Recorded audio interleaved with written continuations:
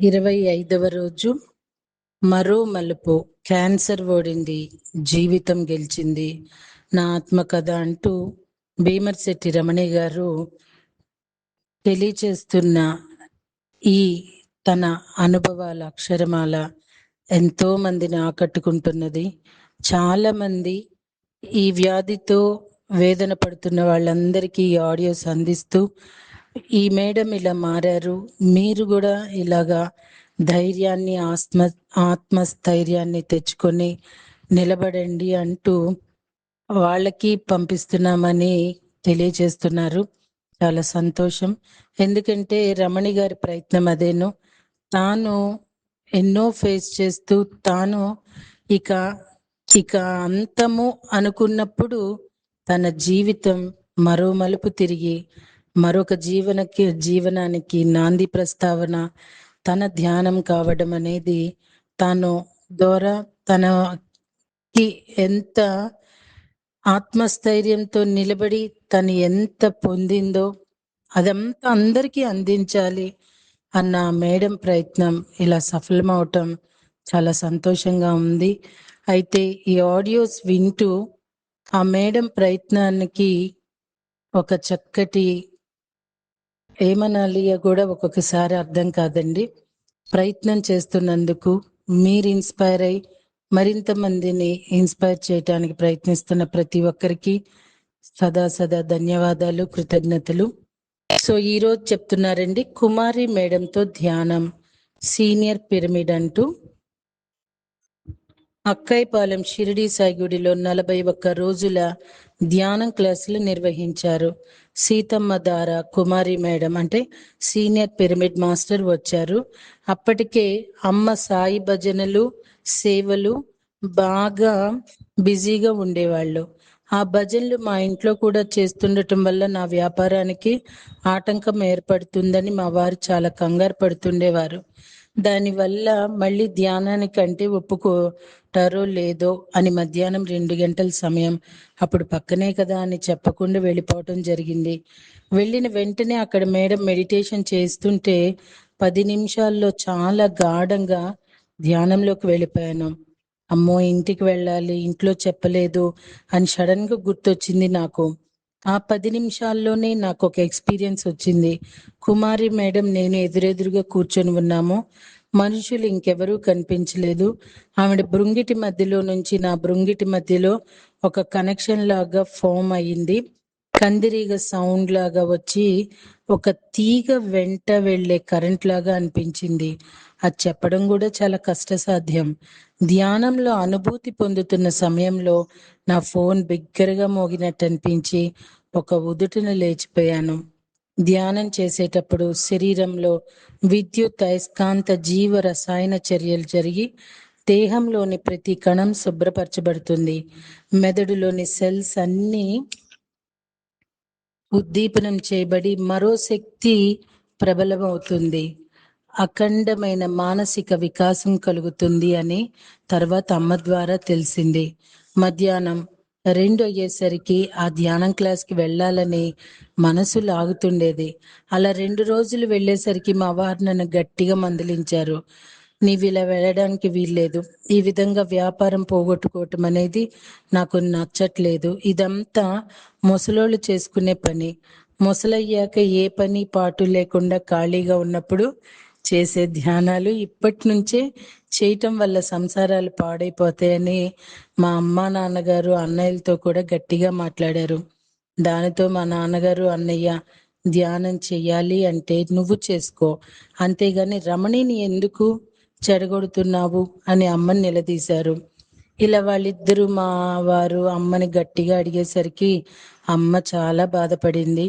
రమణికి ధ్యానం ఎంతో అవసరం, వీళ్ళకి అర్థం కావట్లేదు, నేనేం చెయ్యాలి అని చాలా బాధపడి ఇక ఆ రోజు నుంచి నన్ను ధ్యానానికి తను కూడా తీసుకొని వెళ్లకుండా అక్కడ క్లాసుల్లో చెప్పిన విషయాలన్నీ వెంటనే వచ్చి నాకు చెప్తూ ఉండేది. అవన్నీ వినటానికి నేను ఎంతో ఆసక్తిని చూపించేదాన్ని. ఎందుకంటే ఎప్పుడైతే ధ్యానం చేయటం మొదలు పెట్టానో నాలో చాలా మార్పులు వచ్చాయి. సో అండి, నిజంగా అమ్మ పడిన తపన ఆ క్షణంలో అలాంటి వేదన, అరే నా బిడ్డకు ఈ ధ్యానం అందాలి, ధ్యానం చేస్తే చాలు రమణికి ఎంతో రిలీఫ్ వచ్చేస్తుంది, జయిస్తుంది అన్న తన తపన ఉంటుంది చూడండి. ఆ వైబ్రేషన్ ఎక్కడికి వెళ్ళదు మాస్టర్స్. అది రమణి గారికి మరింత శక్తిని ఇస్తూనే ఉంటుంది. బట్ అండి, ధ్యానం చేస్తేనే అని అనుకుంటూ ఉంటాము. ఇలా మన బిడ్డలు కానీ ఎవరికైనా కానీ, అరే ధ్యానం చేయట్లేదే ఎట్లాగా అని చెయ్యాలి వీళ్ళు అని తపన పడ్డామనుకోండి, మన తపన యొక్క ప్రతి విషయము ఒక శక్తిని ప్రొడ్యూస్ చేస్తుంది. ఆ శక్తి వాళ్ళకి వెళుతుంది మాస్టర్స్. అందులో ఒక తల్లి యొక్క భావన, ఒక తల్లి యొక్క దీవెనకు మించింది ఇంకా ఏది లేదనే చెప్పాలి. నా అనుభవంలో నేను ఎంత అనుభూతి చెందానో అంత అనుభూతి చెందానండి. ఒక తల్లి ఆలోచనకి కానీ దీవెనకున్న శక్తి ఇంకా దేనికి లేదేమో అనిపిస్తుందండి. ప్రపంచంలో బిడ్డ ఎక్కడున్నా సరే తల్లి పడే తపన నుండి వచ్చిన శక్తి ఆ బిడ్డకు వెళ్ళి రక్షణగా నిలుస్తుందండి. ఆమె రైట్ అండి. సో ఇవన్నీ వినడానికి నేను ఎంతో ఆసక్తిని చూపించేదాన్ని. ఎందుకంటే ఎప్పుడైతే ధ్యానం చేయటం మొదలు పెట్టానో నాలో చాలా మార్పు వచ్చింది అని నాకు అర్థమైంది. అది కాకుండా నాకు అమ్మ ఒకటే చెప్పింది, ప్రతిరోజు ధ్యానం చేయాలి, ఏదో ఒక మ్యూజిక్ పెట్టుకొని కూడా ధ్యానం చేయవచ్చు అని, పాటలు కూడా పెట్టుకొని ధ్యానం చేయవచ్చు అని ఎప్పుడైతే అమ్మ చెప్పిందో, రోజు ఉదయాన్నే 4 గంటలకి నాకు మెలకు వచ్చేది. లేచి ఎఫ్ఎంలో పాటలు పెట్టుకునేదాన్ని. రేడియో ఎఫ్ఎంలో 24 గంటలు పాటలు వచ్చేవి. పాటలు పెట్టుకొని మెడిటేషన్ చేసుకుంటే ఒక అరగంట అయినా గడిచేదో లేదో కానీ అనుభవాలు మాత్రం చాలా వచ్చేవి.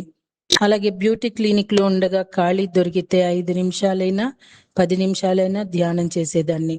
ఎన్నో అనుభవాలు వస్తుండేవి. అమాంతంగా లేచి అలా ఆకాశంలో కలిసిపోతున్నట్టు అనిపించేది. జ్యోతి ఎటో వెళ్ళిపోయింది. గుండెల్లో నుంచి దీపం ఏదో వెళ్ళిపోతున్నట్టు అనిపించేసరికి భయపడేదాన్ని. అమ్మో, సినిమాల్లో చూడటం, పుస్తకాల్లో చదవటం, వినటం, ఆత్మజ్యోతి వెళ్ళిపోతే చచ్చిపోతానేమో అని వెంటనే భయపడి ఆపేసేదాన్ని.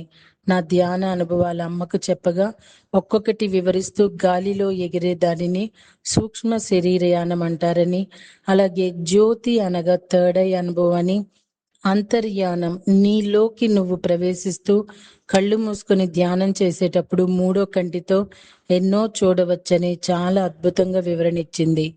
అలాగే ఇవన్నీ సాధనలో వచ్చే శక్తులని, అణిమ అనేది ఒక వ్యక్తి చాలా చిన్నగా మారే శక్తి, మహిమ అనేది ఒక వ్యక్తి చాలా పెద్దగా మారే శక్తి, లఘుమ అనే ఒక వ్యక్తి చాలా తేలిగ్గా మరే శక్తి అని అమ్మ చెప్పినప్పుడు ధ్యానం మీద ఇంకా శ్రద్ధ పెరిగి సాధన సమయాన్ని పెంచుతూ ఉత్సాహంగా చేయటం అలవాటైపోయింది.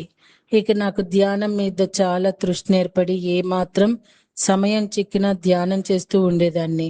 నేను ధ్యానం చేయటం మొదలు పెట్టినప్పటి నుండి ఉదయం తప్పనిసరిగా 1 గంట, మధ్య మధ్యలో ఎప్పుడు ఖాళీ దొరికితే అప్పుడు ధ్యానం చేస్తుండటం వల్ల నా దగ్గర ఉండే స్టాఫ్ అంతా కూడా నాకు ధ్యానం నేర్పించండి అని చెప్పి వాళ్ళు కూడా నా చుట్టూ కూర్చుండిపోతుండే వాళ్ళు. ఇలా నేను ధ్యానం బాగా చేస్తుండడం వల్ల నాకేదో వెలితిగా ఉన్న భావన, మనస్సులో ఏదో కోల్పోతున్నాను, చచ్చిపోతున్నానేమో అనే భయాలన్నీ హుష్ కాకిలా ఎగిరిపోయాయి.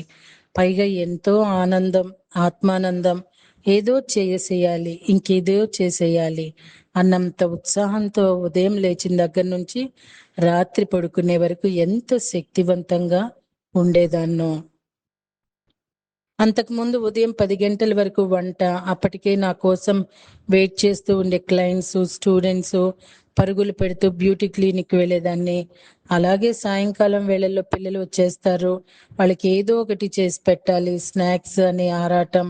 అలా అవ్వకపోతే వాళ్ళకి ఏమీ చేయలేకపోతున్నానని మనసులో బాధ, చికాకు, నేను చేసి పెట్టింది తినకపోతే పిల్లల మీద కోపము, ఇలా చెప్పుకుంటూ పోతే ఎన్నో అవలక్షణాలు. ముఖ్యంగా ఎవరైనా ఒక బాధ చెప్పుకుంటే అది వింటూనే నేను ఏడ్చేయటం, ఆ లక్షణానికి చాలా సిగ్గనిపిస్తూ ఉండేది. ఎక్కడైనా బోర్డు మీద గాని, ఎవరైనా ఇంటి ముందు గాని అమ్మ అమ్మ, అమ్మ నివాసం, అమ్మ దీవెన అని అమ్మ అనే మాట కనిపిస్తే చాలు ఏడుస్తుండేదాన్ని. అలా అని నాకు అమ్మ దూరంగా ఉండేది కాదు, చాలా దగ్గరగా ప్రతిరోజు అందుబాటులో ఉండేది. కోపం, బాధ, ఆందోళన, నిస్సత్తువ, మనస్సులో ఏదో వెలితి, బాధ.